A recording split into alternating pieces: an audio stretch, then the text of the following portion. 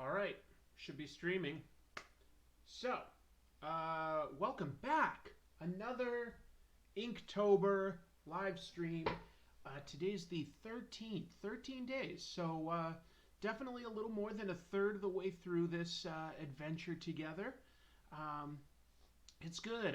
I'm feeling tired certain nights, but it's fun. I can see where I need to improve. I looked at yesterday's uh, work and I realized, oh, I did make certain mistakes, but it was because I was exhausted, and they would be really easy for me to normally avoid. But interesting.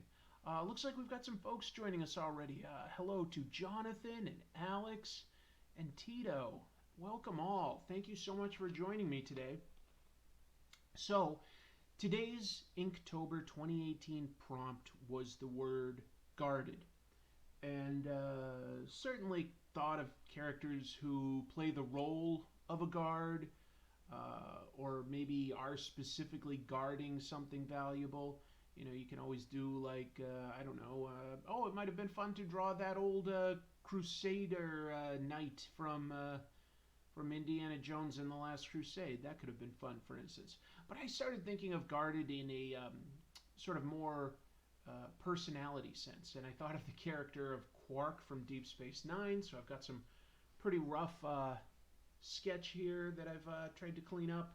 And so yeah, I was thinking that Quark is a character who, personality-wise, keeps himself very guarded. I don't know if that makes sense, but it's what I was thinking, and that's what I'm going to do today. Hello to a bunch of people have just joined. Let's see, we've got Mycroft and Name Pending. I like that. J. Andrew World, Chaxi, Charlie G. Who else? Yeah, a bunch of folks. Awesome. Well, give me a second to just take a quick swig of Mountain Dew. Mm. And yeah, so yesterday was fun. I didn't love the final result, but I did have a good time. Just drawing from scratch with a pencil and using an ink brush, two sort of things that you haven't seen me do. But today I'm back to sort of my typical routine. I'm going to use a thicker brush pen for some of these outlines, and then we'll just start honing in on some of the facial features and any sort of shading and feathering techniques I need to do, any texturing, etc. So anyway, that's the outline of my plan tonight. Gonna go for about an hour. Gonna try my best not to go too much further than that, because I actually do still have some editing to do for the next Comic Tropes episode. It's very important to me to stick with my schedule and to deliver you all a new episode on Sunday.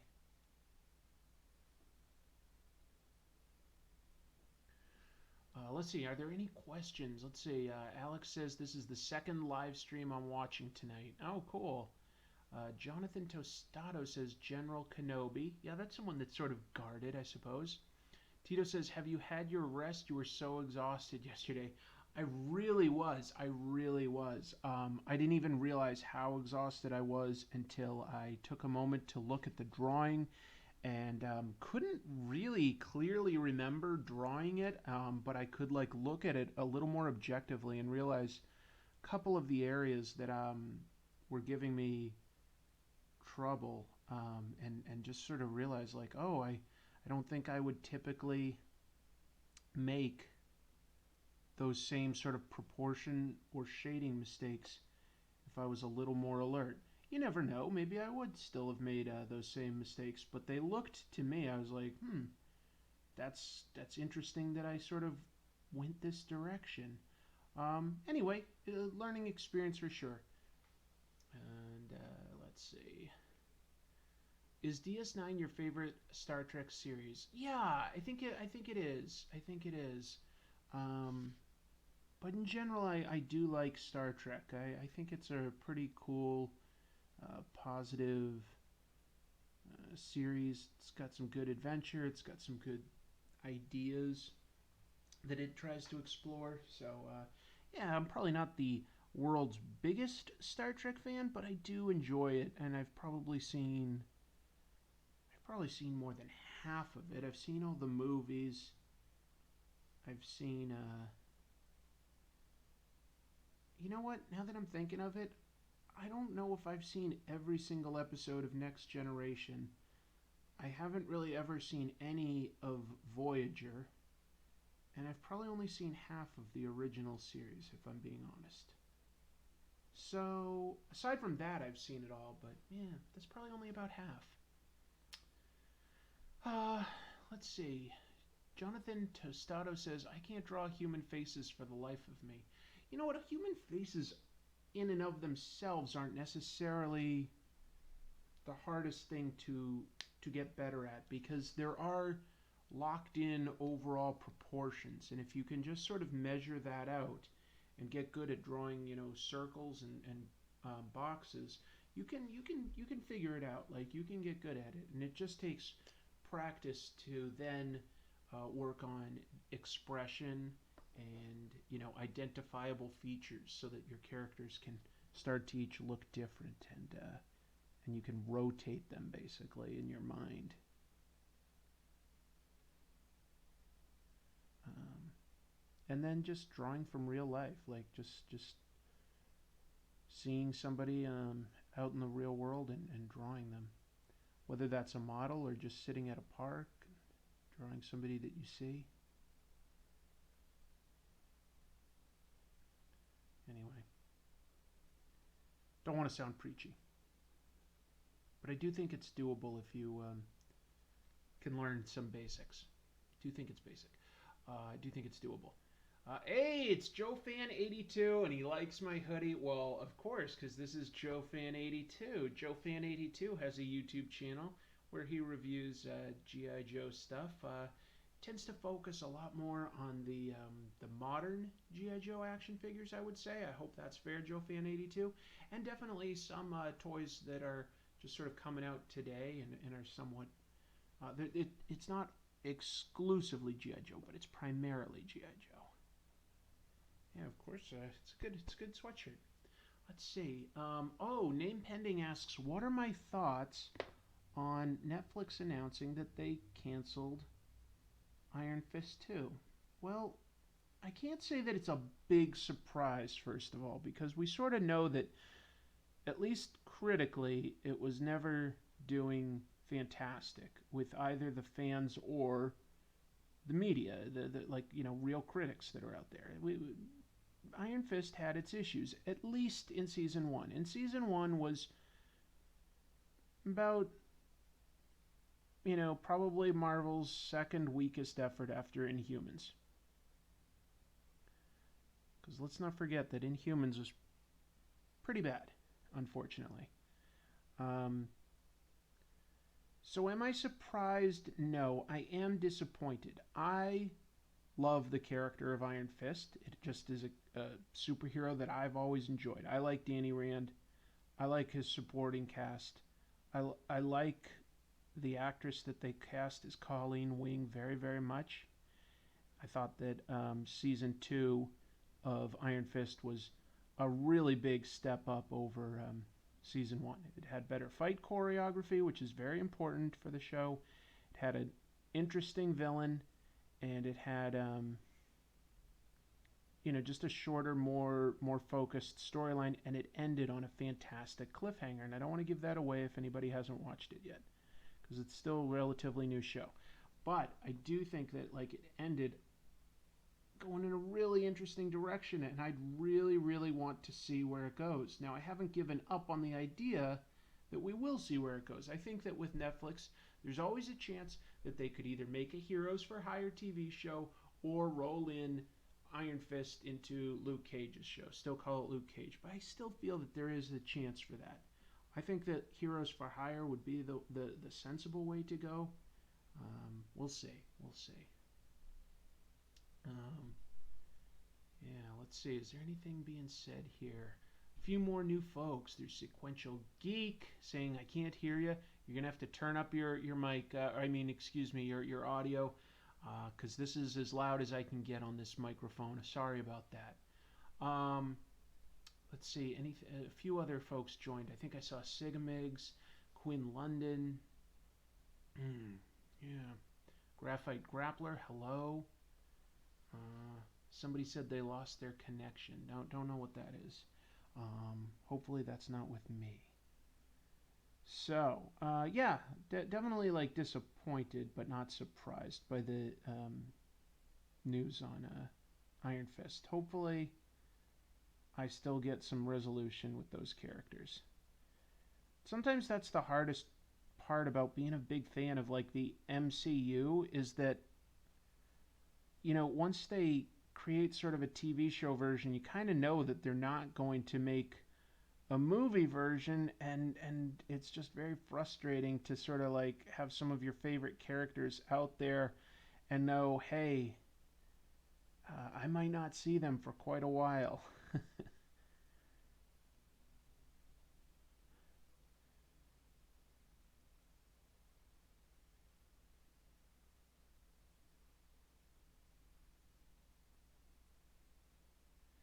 Anyway,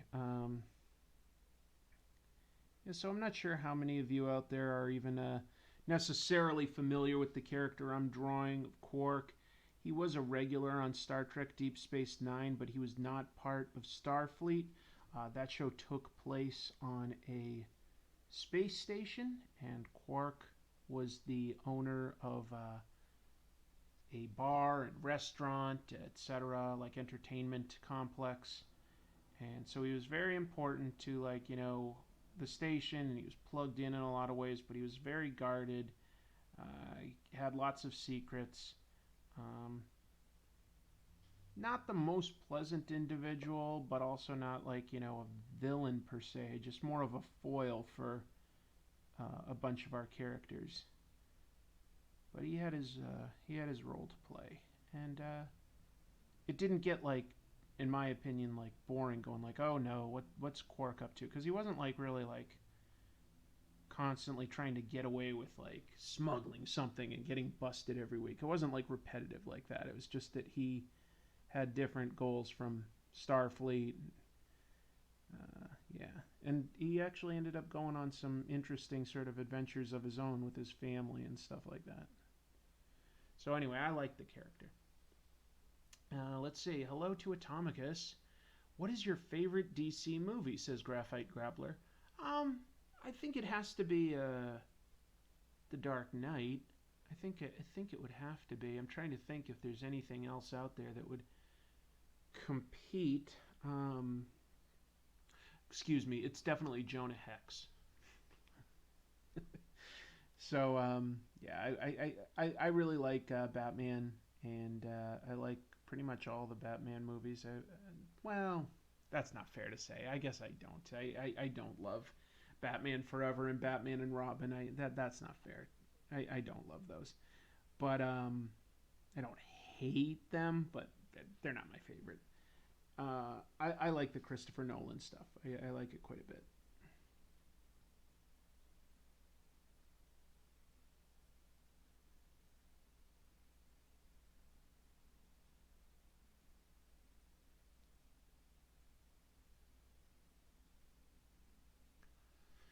Um, Smirch Tatters, hello, says, I made it today. I just wanted to say that your channel has inspired me personally. Well, wonderful. That's awesome. That's awesome.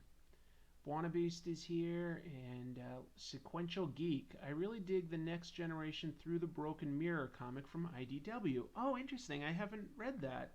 Django Fett says that he likes Quark. That's awesome. Nerdbane says, thank you for drawing the best Ferengi. You know, is he the best Ferengi though? Because honestly, I kind of did like Nog and oh, it's been a little while. All of a sudden, I'm forgetting what was Quark's brother? Something that sounded like Ron or something like that. He had like a really sort of normal name, not Nog's father. Sort of a dummy, but like really good with engineering and mechanical stuff. Anyway, I'm forgetting him now, but that's what I mean when I say that like Quark had some interesting sort of adventures with his family here and there. It's just not coming to me. Somebody will know. Rom. And I said Ron. I was so close. Let's see. Thank you. No one of that name here. And Dirty Hippie Jesus likes the show. Thank you. Yeah, what's the worst film you've seen in theaters aside from Jonah Hex? That's an interesting question, Quinn London. What's the worst movie I've seen in theaters? There's a good chance that whatever the worst one I've seen is, I may have forgotten because, like, I'll sometimes go see, like, some indie or like low budget like horror movies and stuff, and I'm pretty sure that I've forgotten a bunch that were really bad. I remember that like when I was younger, I saw the Ralph Bakshi movie Cool World, which has Gabriel Byrne and Brad Pitt in an early role, and Kim Basinger does like the voice of an animated character, and it's like sort of a half animated, half real world thing, but it's like supposedly for like adults. But personally, I found that thing annoying and dull and completely uninspired, and I really didn't like it. I really did not care for Cool World. I remember seeing that in the theater and really just wanting to leave. I was seeing it with a friend, and I didn't want to like speak up during the movie. Found out later that he also was not too into it, so I sort of wish we'd left. But whatever. It's probably not the worst movie I've ever seen. But you asked what the worst. You asked what the worst I've seen in a theater was, and that one just is memorable to me as being something I wasn't too into. I don't think it's very good. Yeah.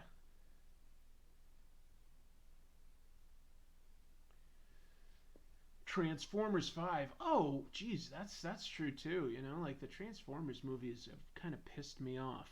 Yeah, I don't love those. That's a good suggestion. Let's see. Okay, some people are saying, "What's your least favorite MCU movie?" That's kind of tough because I think in general I have actually enjoyed them all at least once. I think my least favorite might be Iron Man 2. I haven't really ever felt the need to go back and watch that one. I didn't I didn't love it. It just felt like it was really preoccupied with trying to set a lot of stuff up for the future, and I don't think it needed to do all of that heavy lifting. So that one, or maybe the second Thor, that one was pretty uninspired. I say that, and both of them did have some good sequences, but they both sort of had pretty average villains. Good actors in both cases that like just really didn't have much to do. And so yeah, I would say that like Iron Man 2 and Thor 2 are up there as movies that I don't really care for. I almost thought it would have been like Incredible Hulk, but you know what? I've gone back and no, Incredible Hulk is still pretty darn enjoyable for me. I liked it. Um, yeah. The other day, I was in the break room at work, and Avengers 2 was on. And I was like, oh, I haven't really felt compelled to watch Age of Ultron again. But I was watching it, and I was like, there's a lot of this that's pretty cool, actually. Yeah, Ragnarok was good. No question about that. Sequential Geek says the next gen Broken Mirror comic actually takes off from the original Star Trek episode years later. Apparently, an evil Picard wears a sleeveless shirt with goatee. All right on. I liked what the most recent Star Trek TV show, Discovery, the first season of Discovery. I liked what they did with the idea of the mirror universe. They did some really cool stuff, and I won't get into it too deep because if you haven't seen it, I don't want to spoil it. There are several twists and turns to that season, and I liked. Excuse me, I liked that a lot.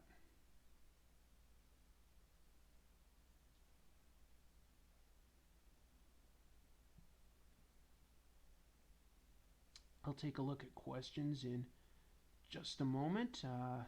Thank you. There've been some good ones so far. Keeps me going. Keeps the show moving along. Uh, So I'm grateful for that. I'm grateful when I can glance up, see a question, and keep going. um, what was the Hulk before that? Eric Bana, right?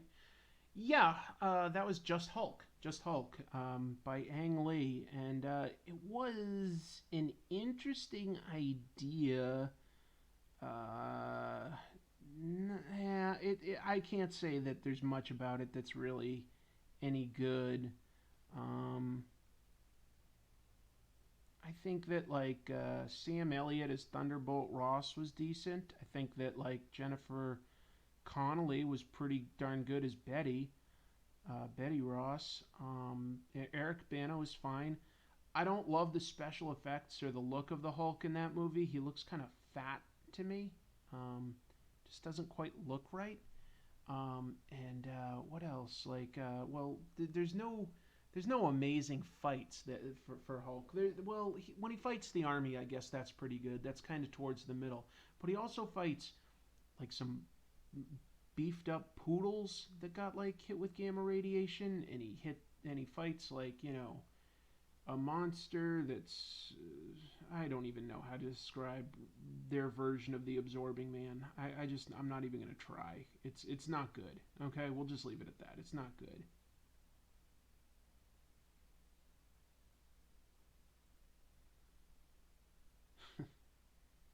So yeah, that was not a great Marvel movie at all.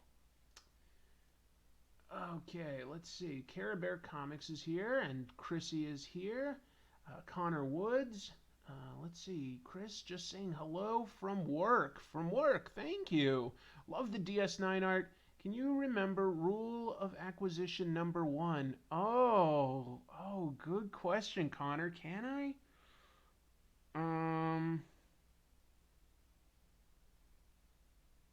I don't know. I can't think of it. It's probably something like, always make a profit or something like that, or something simple like that. But I can't remember what the rule is. I do remember that there's something like 579 rules of acquisition. I could have that number slightly off, but I feel like it's around there. uh, yeah, honestly, like the concept of the Ferengi themselves has not aged well. In Deep Space Nine, the Ferengi are given a little bit of depth. You get to know some of Quark's motivations beyond just money, and obviously Nog and Rom each have motivations aside from money. But the fact that the whole race is obsessed with money is pretty one note, borderline problematic. Yeah. No Hurt Feline says, what is my favorite horror anthology?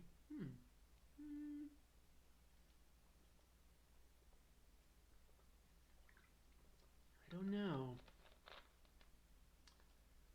My favorite horror anthology. Um, Probably the movie Trick or Treat for an anthology. The first two Creep shows are good, and the first at least two VHS anthologies are good. The second is especially strong. See ya, Connor. Thanks for dropping in. Yeah, VHS 2 has one by who's the guy that did the Raid in the Raid 2? Gareth Evans, and he just released the movie The Apostle on Netflix. He has an amazingly creepy and intense short film in VHS 2 that I really recommend. It's pretty badass and creepy and intense. Yeah.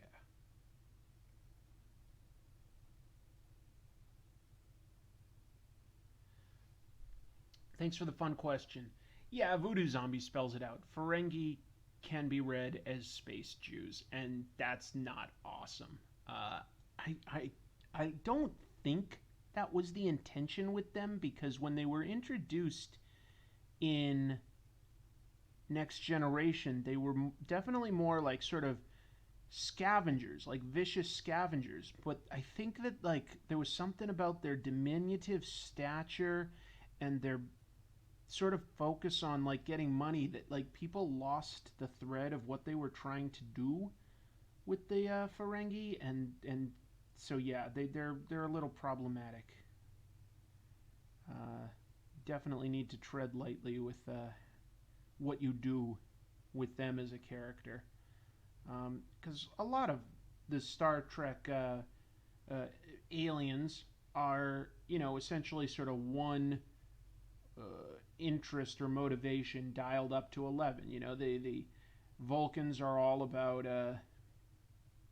just logic, and the Klingons are all about like war and stuff, and the Ferengi are all about money. So it just needs to, yeah.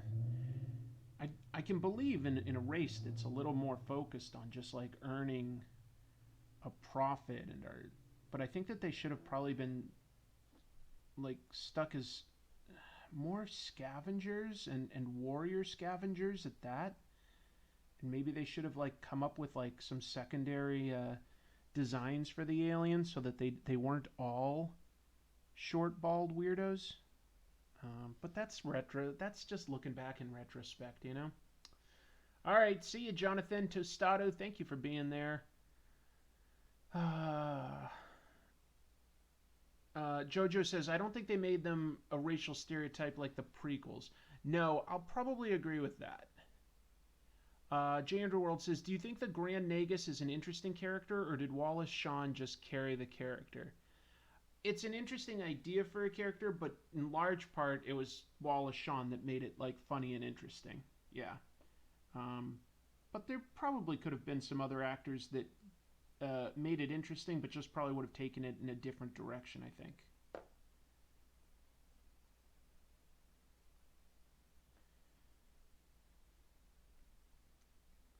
The cool thing about Deep Space Nine is it's a little more serialized than Star Trek had ever been to that point.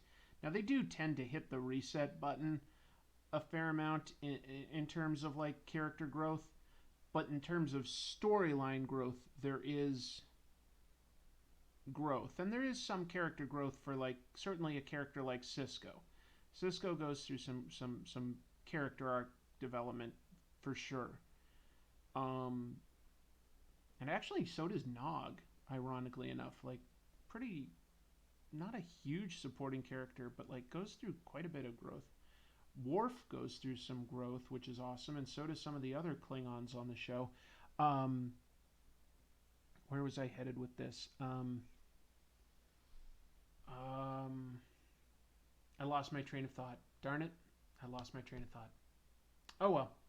No Hurt Feline says, I really like the episode with the tar creature Armus, but rest in peace, Tasha Yar. Carabear Comics says, I liked Odo. It's nice. I think we've taken them down, but I did once make hundreds of comic strips called Star Trek Problems, where I just sort of poke fun at either the tropes of Star Trek across like all the different versions of it, or the characters, things like that, like just the repeating elements, and just try to be ridiculous and stuff with it. And it's called Star Trek Problems, but I think right now the site that I put it on is down, so I'm not sure where all of those are archived at this point. It's been a while since I worked on that.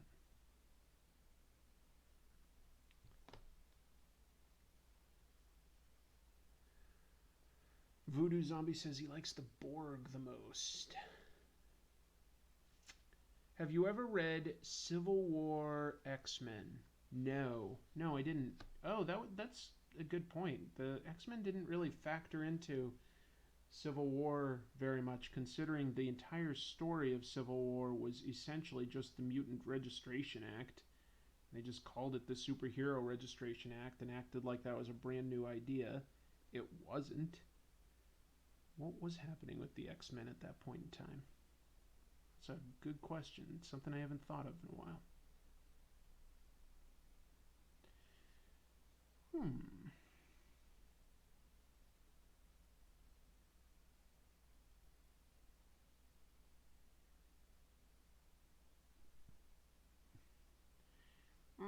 Gold pressed latinum.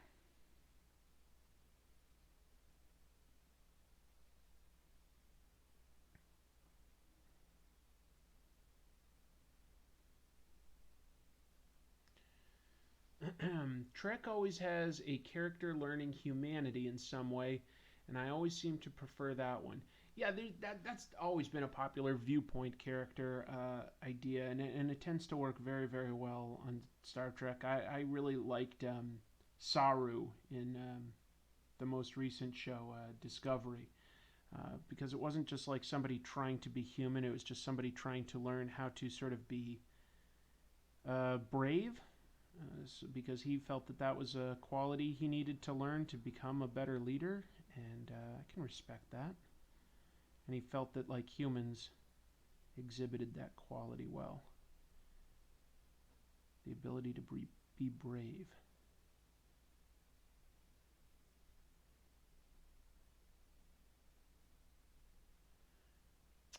Gotta go. See ya, Graphite Gobbler.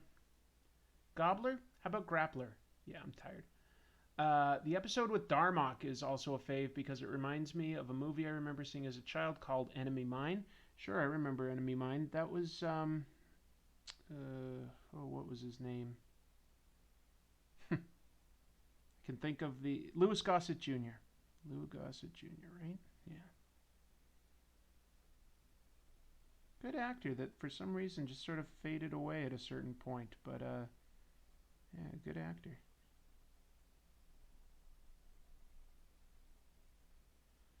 He did well in the 80s. I mean, he was in stuff like, I think An Officer and a Gentleman. He was in the Iron Eagle franchise, or at least the first one.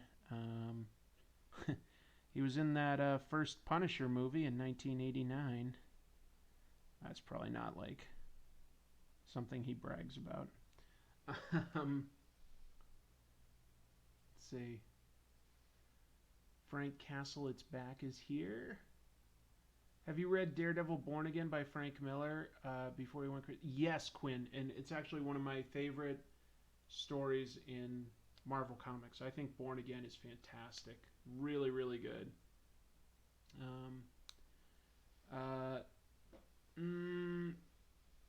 Frank Castle, It's Back says, speak Spanish.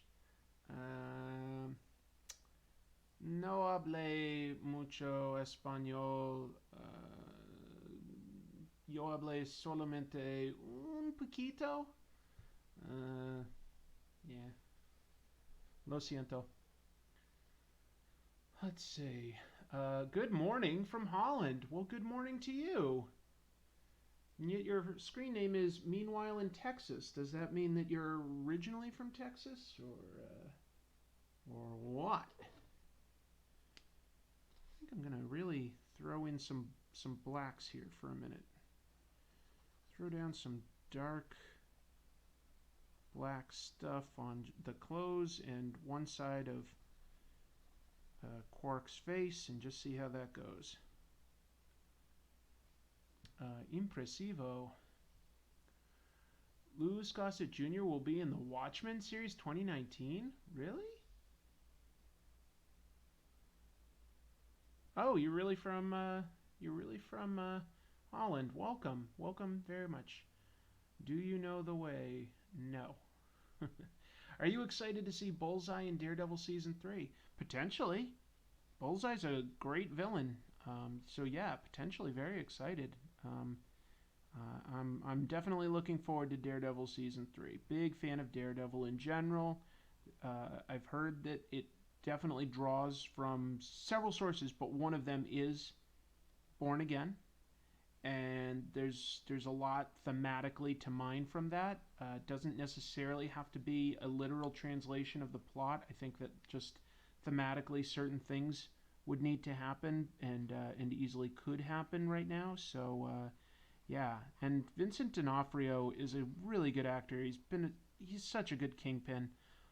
I would love to see the Kingpin factor into a Spider-Man movie. I don't know if Marvel would honestly ever do that or not, but I would love to see Vincent D'Onofrio. I mean, what I'd really love is to see Spider-Man and Daredevil be friends and hang out. That would be a love. Oh, Red Sox might lose tonight. It's game 1. What's the score? Why you gotta do this to me, Sigamigs? Why you gotta do this? Um, Kingpin is wearing his white suit. Yes, pretty awesome. Looks great. All right, Red Sox, Astros. What do I got here? Oh, okay. 3-2. 3-2. We're going into the ninth. All right. Well, Boston will close it out. So I hope home field advantage gives them the edge. I'm from Boston, in case some of you out there didn't know. So I'm originally from Boston, and so yeah, right now I'm rooting for my Red Sox. We'll see how that goes.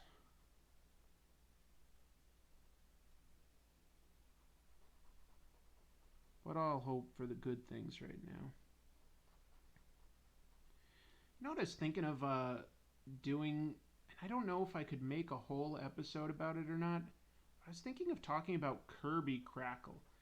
Because Jack Kirby basically invented a form of texture and had it named after him. It's not like you'll ever read about Doug crosshatching or Andre feathering. You know what I mean? Uh, so yeah, I feel like that could make potentially an episode, but I'd have to really think about it. But I think that would be really interesting to talk about this texture that Jack Kirby created that sort of became just adopted by tons of people that draw comic books and is commonly referred to by his name. I think that's pretty amazing. So anyway, just something, a random thought that I had today, and I was like just musing about it, like about how different people sort of approach drawing Kirby Crackle and how much I like how it looks in comics.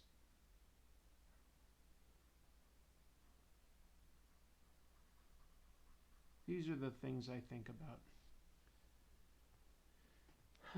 Maybe include other innovations like Eisner's dynamic layouts. Yeah, I could think about like yeah, what kind of contributions artists have created that's attributed to them. Sequential Geek says, so your demographic is people that are entitled to extrapolate the greed and ugliness of a Ferengi and compare that to someone that is Jewish? My demographic is people. Well, it's not like a new thought. I mean, people have been writing about that as an interpretation since what, like 1990? So that's like 30 years of people like thinking about that. Whenever they came out, like people were musing about that. That's not a new idea that we're introducing tonight.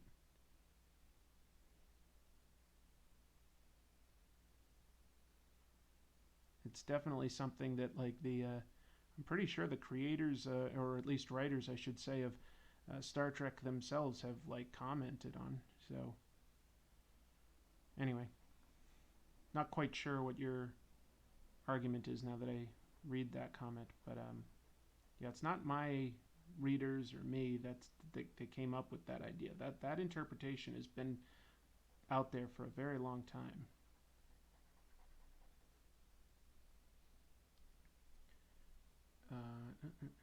It was a joke. Was it a joke?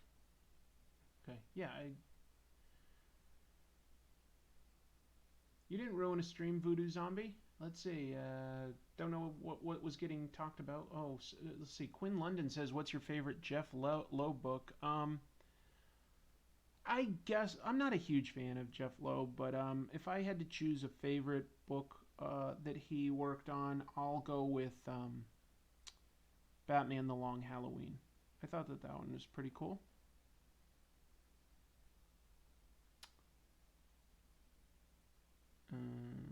What did you say it was a joke? Okay, I missed a bunch of stuff. Clearly, I don't know what's going on. I'm gonna have to set up moderators at some point because the chats are getting busier and I miss stuff, and I'm gonna need someone to like have the ability to remind me something important that I missed or lay down the law.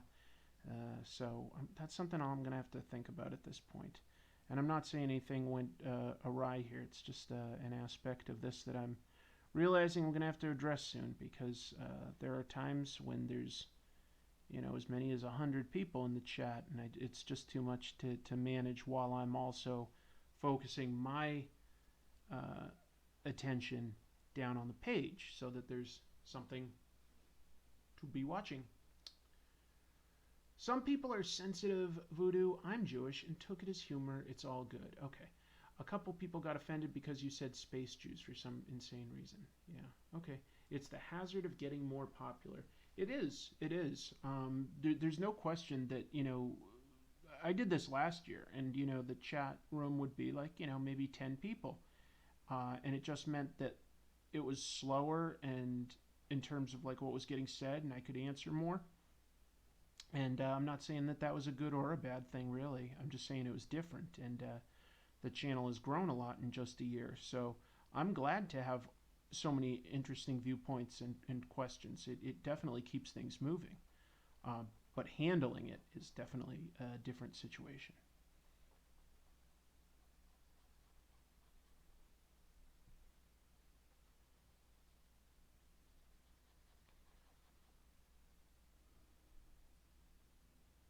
Go like that.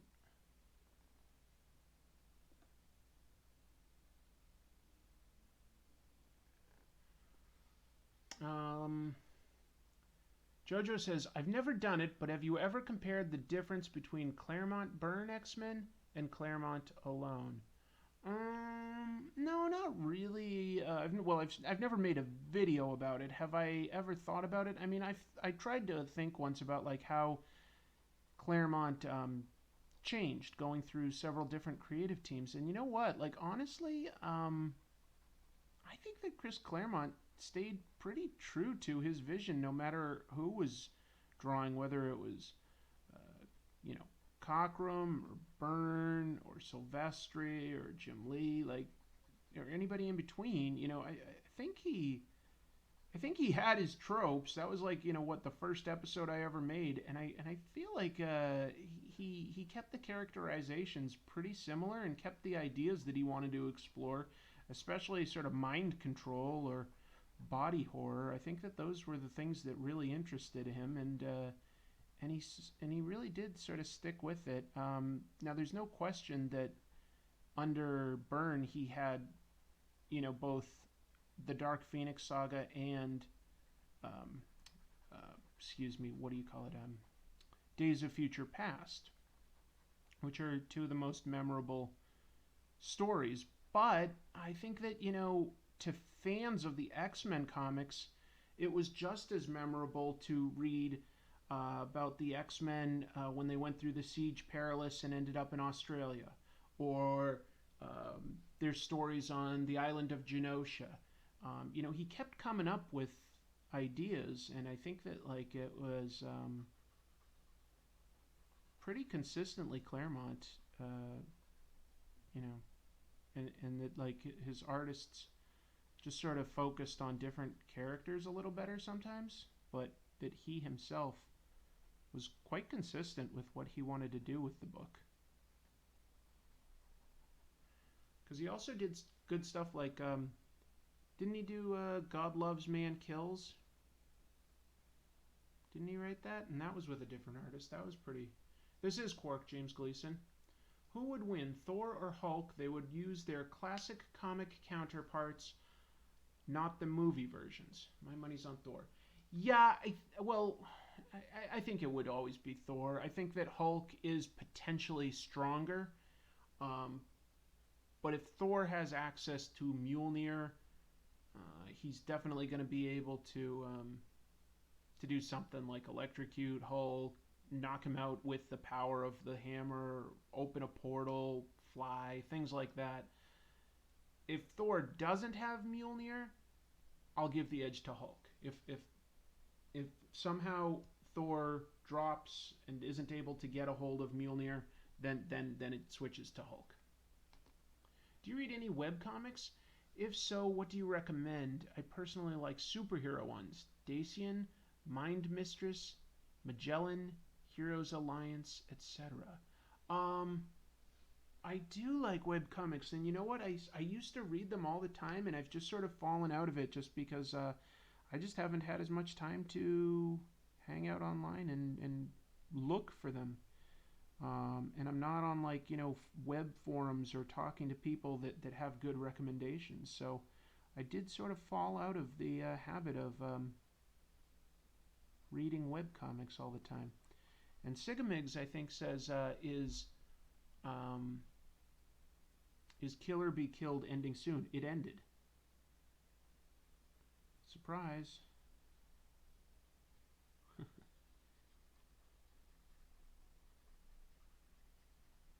Yeah, I wasn't expecting that. I thought that was meant to be an ongoing title, but it seems to have quite definitively ended. Pretty sure about that. Can't say 100%, but I'm pretty sure.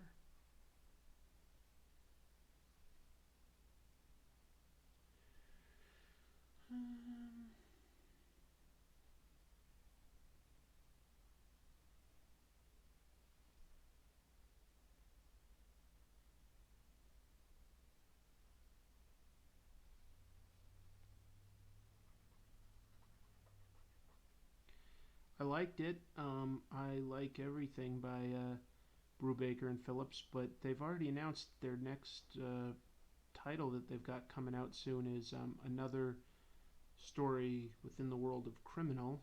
So that's why I think Kill or Be Killed is over.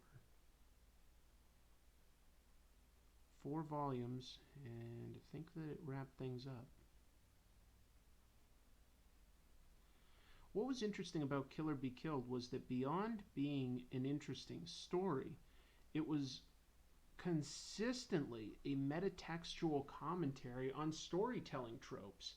So that awareness, that worked for me, man. I love stuff like that, obviously.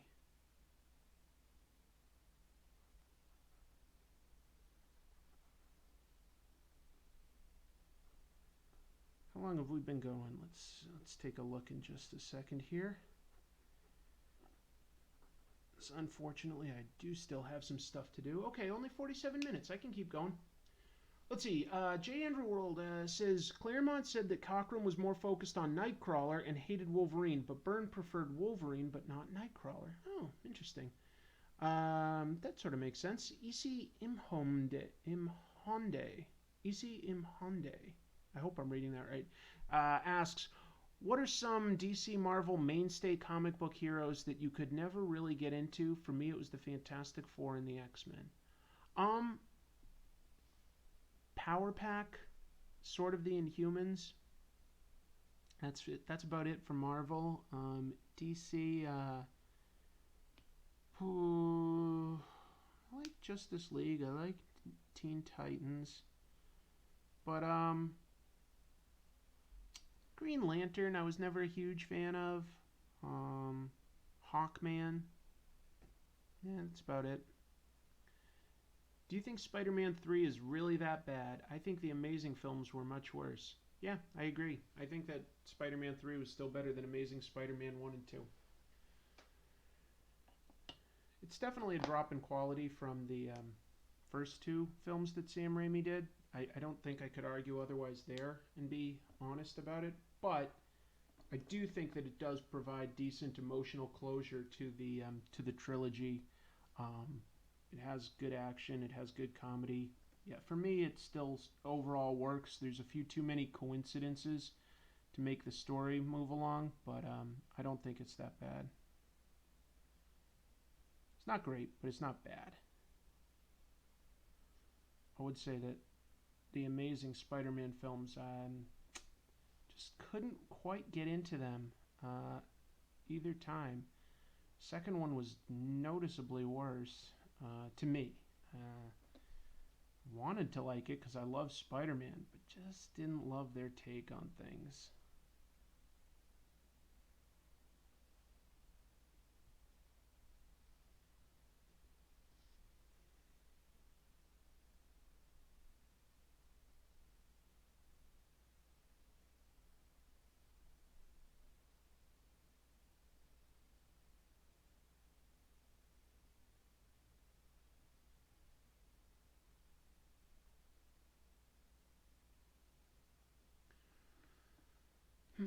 Spider-Man is really fun. Yeah, it is. Japanese Spider-Man is pretty cool. What's the deal?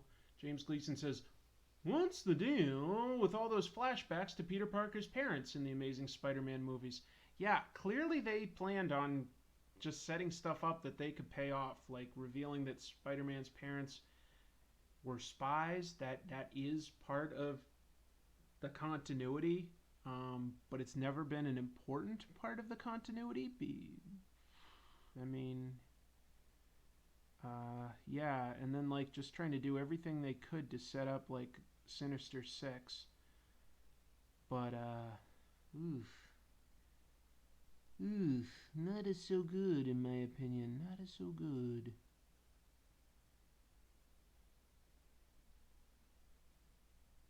But your mileage may vary. I sort of said that right. Your mileage may vary. I sort of said it right. I stuttered a little. Folks, you should see sometimes how many botched takes I have when I'm doing comic tropes. When I am trying to say, you know, like a paragraph or two of lines, of dialogue, and I just get out like 3 minutes worth and then just all of a sudden stutter or something, and so like I have to just throw the take out and start over. Oh my god, it happens more than you might think. It's the worst. Especially the more tired I am, the more botched takes and the longer recording takes, because I like to have it pretty clean. I try not to have hard cuts between when I'm like making a point and making my next point. Is just how I prefer to present the show. I'm not saying that it would be bad if I did, but yeah. Oh, so many botch takes.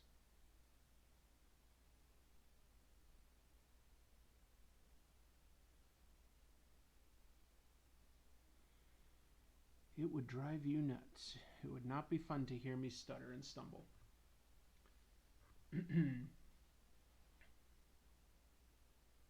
What's your favorite superhero theme song? I love the Hulk theme from the Marvel Superheroes cartoon. You know what? I love I love Spider-Man's theme, man. Like there's so many good ones. Of course there's the 60s one, Spider-Man does whatever a spider can. That's catchy. That is an awesome theme. I love the Japanese Spider-Man theme. Wow. What else is good? I like the Spider-Man and his amazing friends. That's sort of like this 70s funk.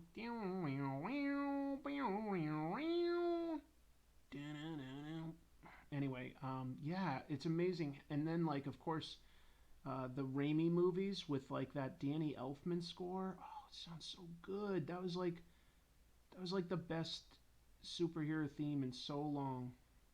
Anyway, yeah. It's honestly mostly a coincidence. Yes, I love Spider-Man, but I sincerely think that guy's gotten so many catchy, good theme songs. It's amazing. If we're just talking about movies and what's the best superhero movie theme, I will give it to the original Superman theme by John Williams. And I love the Batman theme, and I actually think that the Avengers theme is pretty catchy. I think there was some amazing music in Black Panther, but I gotta give it to Superman if we're just talking movies.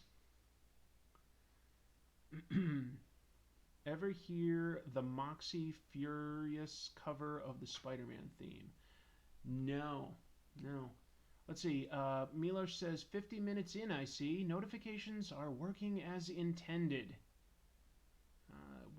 I would say the Conan movie does not necessarily count because while there have been Conan comic books, he did not start his life as a comic book. He started his life in the Robert Howard pulp novels. So it's just a coincidence that he's had some popular comics.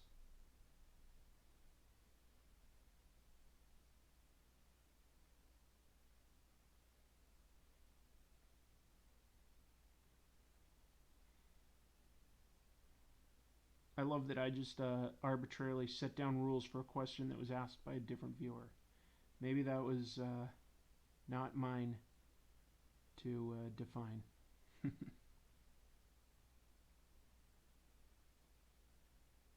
Man, now I want to listen to the Spider-Man and His Amazing Friends theme song. I'd play it here, but it would instantly get this video demonetized, and it's kind of the opposite of the point of like why I'm doing this. I'm trying to generate just a little bit of extra ad revenue to help offset the costs of paying for my cat's medical care the couple weeks ago. So I really can't afford to demonetize it. People are just talking about cool themes. Blade, Predator, yeah, the original Predator for sure. The Thor '60s cartoon theme, yeah. All the Marvel '60s stuff is pretty funny. There was a Turkish superhero movie called Three Dev Adam where Spider-Man was a villain, I know, and Captain America and a Mexican wrestler called El Santo were the heroes. Yup. Conan the Destroyer is based on the Roy Thomas comic and has the Basil Polidorius theme. However, Conan the Barbarian had the best song, yeah. Since you are drawing Quark, what is your favorite rule of acquisition? Milosh, fantastic question. It's been too long since I've watched. Somebody earlier asked me like what the first rule of acquisition was, and I just couldn't think of them. It's been too long. I want to say that one of them is like never let family get in the way of business or something like that. The rules of acquisition were pretty funny. They were so over the top in terms of like what's important. Yeah. They knew that those were always funny.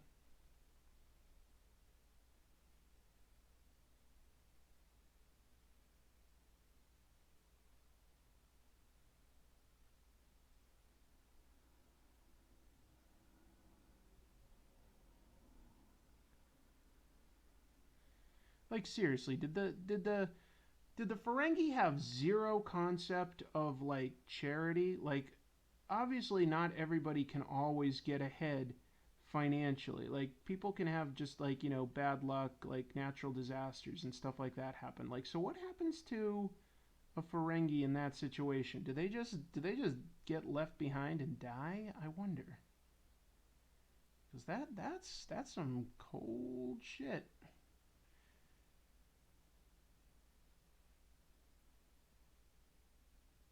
The Ferengi aren't in the Federation, are they? I don't think that they are.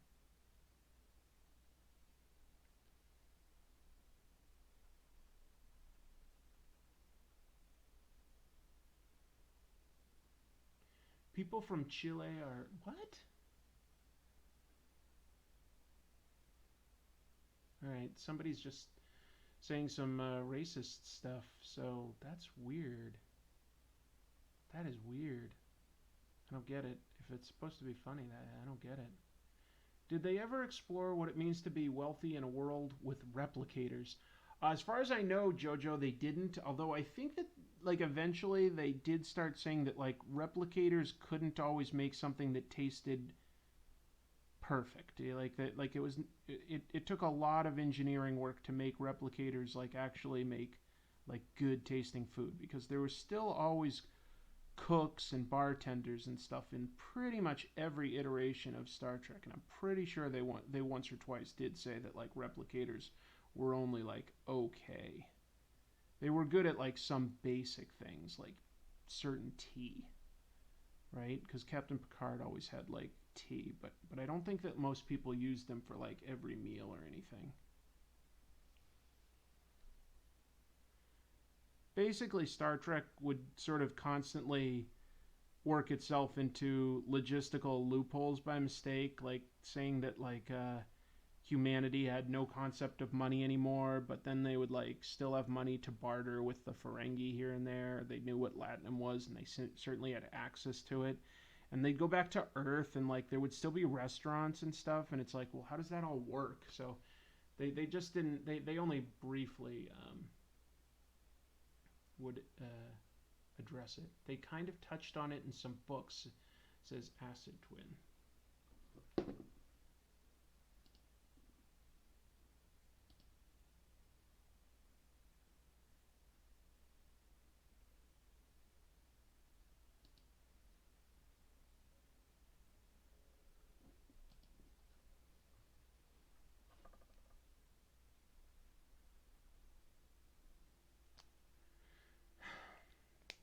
They mentioned transporter credits in Deep Space Nine. Did they really?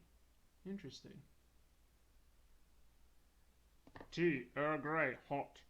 Mmm, delicious. I love it when it comes from the replicator. Chief O'Brien, I have need of your skills. I want you to make this replicator work a little better. That seems like the kind of task they'd give Chief O'Brien back on Enterprise. You know, they'd be like, Geordi, I need you to reroute the deflector ditch and emit a positive syntax frequency. And then he'd be like, and meanwhile, Chief O'Brien, work on the T, if you could. Yeah, sorry, folks. I did ban that because I'm sorry. It just to me, making fun of people from another race isn't funny. Maybe it was meant to be. We'll give that person a chance to come back at some point, but I don't think it's funny.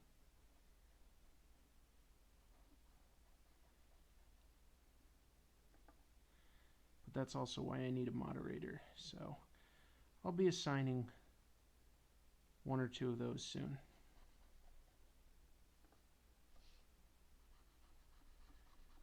Where are we at? Oh, we just crossed an hour. All right, no worries. You know what I'll do? I was thinking of adding a bunch of detail to his clothes. Quark would wear some pretty gaudy clothes, but I don't think that's going to pay off unless I really took the time to add a lot of texture as well as potentially color. So instead, I'm just going to do a little bit of detail here for my sort of own benefit. I'm just sort of seeing how it would all sort of look if I kept going. And then what I'll do is I've been having a lot of fun practicing with my different gray Copics to add definition. I think it's really helping me figure out how I want to present a character and make them rounded and what it could look like if it was colored.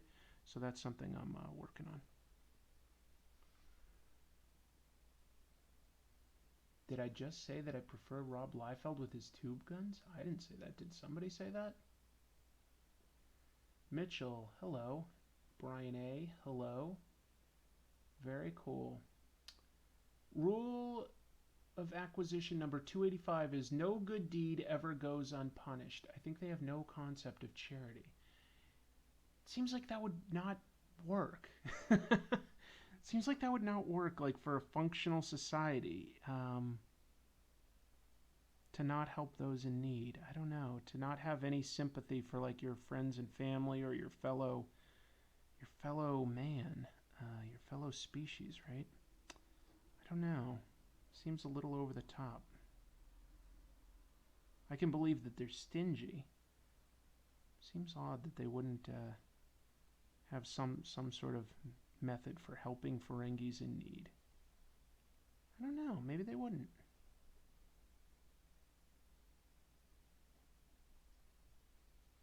Maybe they wouldn't.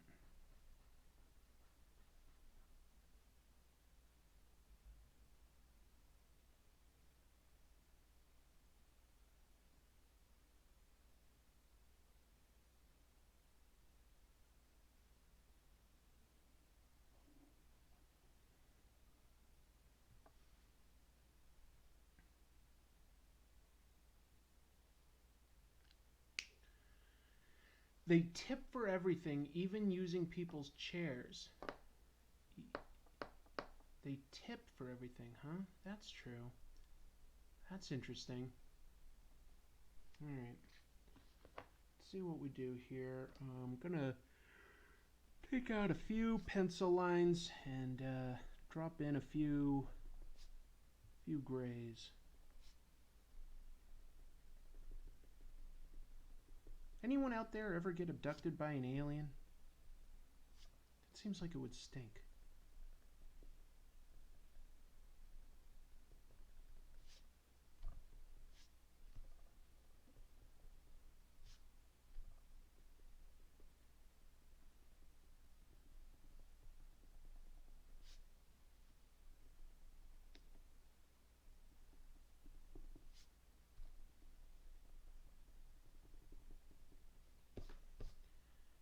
you know what? I feel like this piece kind of looks like Quark and not necessarily just a Ferengi.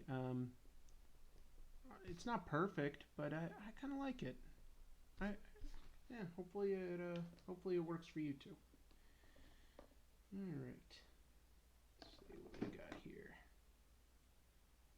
I think I'll go with number 4 for under here. Actually. Milos did have a weird out-of-body experience. Voodoo zombie got abducted by Alf. Okay, that's close. Um,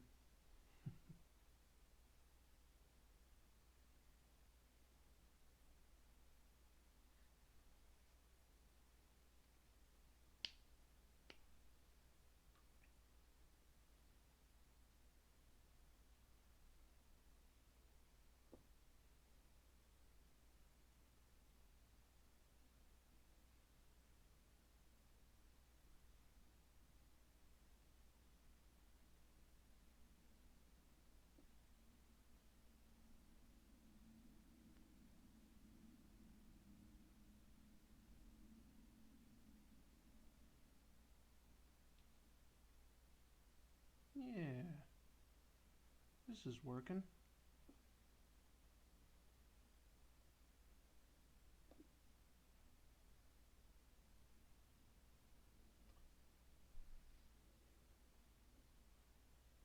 Switch to a lighter one. Drop 2. I once hallucinated a triceratops on the side of the road. Let's see. Interesting.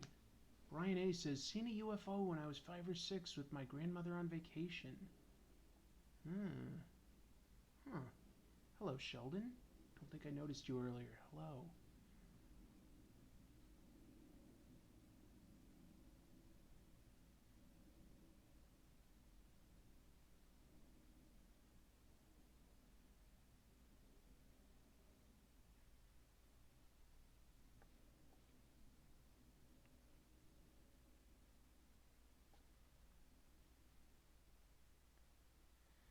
So, just laying in a few areas of some grays here, just to indicate a little bit of depth, sort of trick the eye.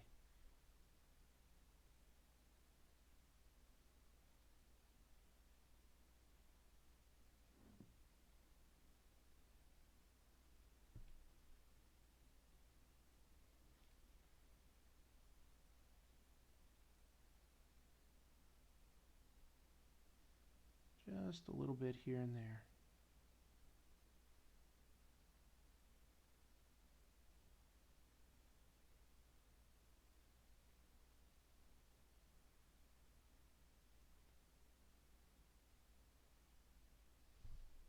Now if I go to an even lighter tone, I think I can get a couple interesting details. Wait, oh, that is the light.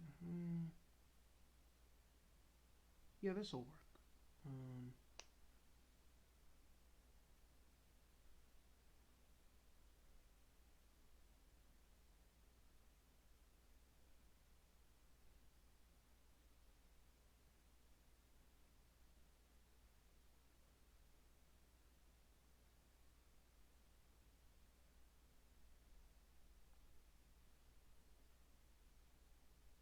Yeah, I like that.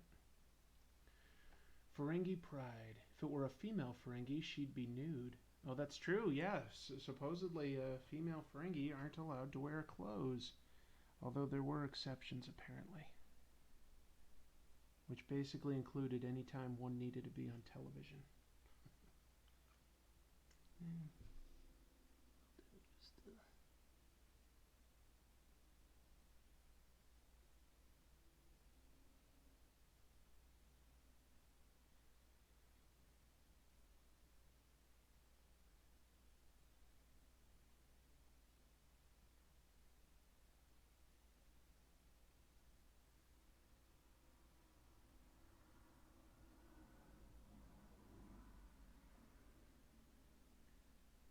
I think that's paying off.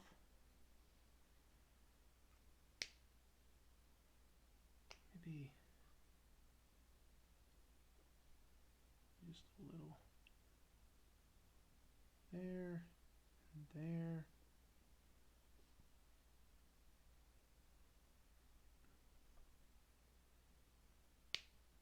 And then I'll switch to my lightest gray. Just see if I can drop in a few highlights on this.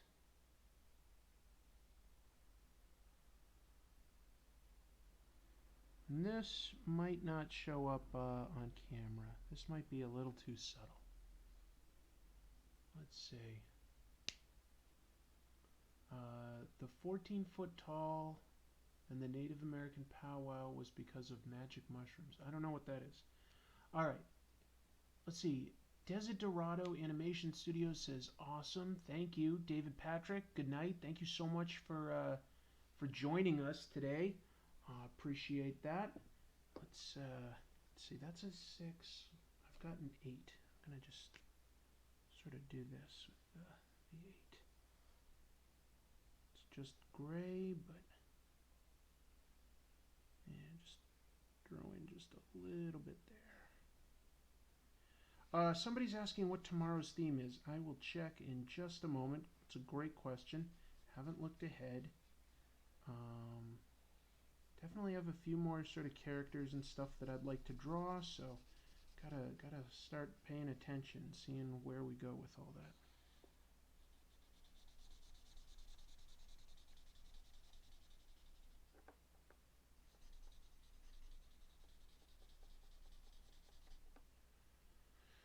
All right. I think that'll do it. All right. Looking up tomorrow's theme. Thank you so much, everyone, for joining us tonight. This was a blast. I'm pretty happy with how this came out. Ha! All right, that is an interesting one. Clock. Clock is the next theme. I mean, you could clock someone in the head, so it could be an action scene, like an actual like punch. That's a clock. You know, I feel like that's not quite as broad as just time. Like, I don't know. I mean, can I just draw one of the doctors from Doctor Who just because it says clock? I don't think so, unless I make a clock part of the overall visuals. So, got to give that a little consideration. Not 100% sure where I'm going to go with that. Clock. Well, nothing strikes me right off the bat, but you never know what'll hit you within like close to 24 hours anyway. So that'll be an interesting challenge. To all of you out there who are also participating in Inktober, good luck with coming up with something interesting and challenging with that. Very curious to see what other people have been doing during Inktober. Would love to see some of these results. Haven't really had time to just browse around on the internet and find something like that. But anyway, I just realized, like I'd said earlier, I do have to edit the next comic tropes some more to get that presentable. I want to be sure to have that ready for everybody in a timely manner. So keep your eyes out for that. The next episode of Comic Tropes will be dropping pretty soon. And I appreciate you all taking some time to just jump in here and see me do something a little different. Talk about comics, talk about pop culture, etc. It was a blast. It was really, really fun tonight. Thank you all. And until I see you next time, keep reading comics. Bye.